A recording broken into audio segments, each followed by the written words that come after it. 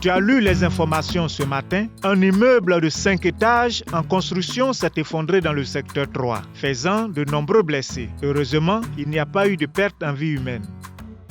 Ah oui, j'ai lu des infos là-dessus sur Internet.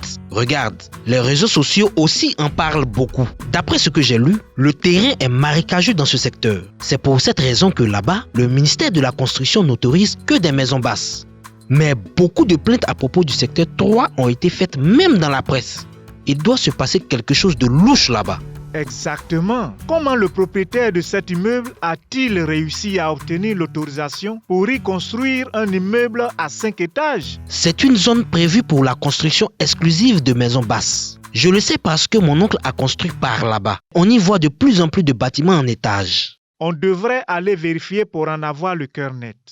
Je soupçonne une complicité dans l'administration. Et si c'est le cas, nous allons certainement faire une autosaisine. Mais allons d'abord mener une petite enquête sur cette affaire.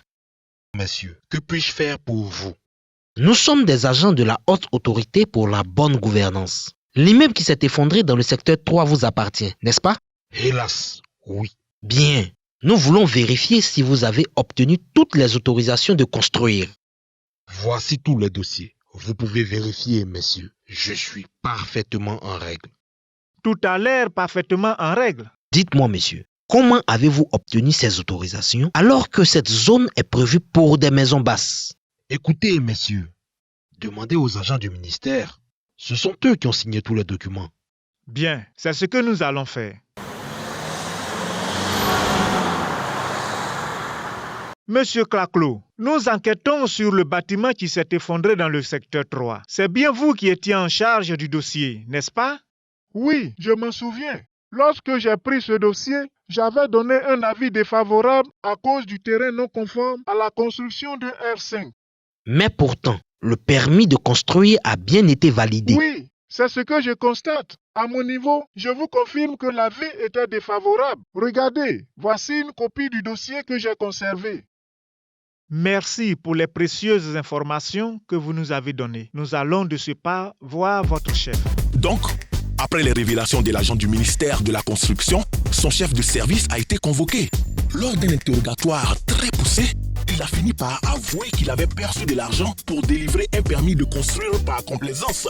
La HABG a également découvert que Malo avait corrompu les chefs de terre du secteur 3 pour fermer les yeux.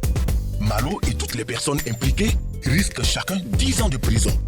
Comme tu vois mon fils, le non-respect des lois et l'irresponsabilité peuvent conduire à des conséquences dramatiques. Souviens-toi de toujours bien te comporter en société et de respecter la loi. C'est bien compris, papa. La corruption d'agents publics est un acte puni par la loi.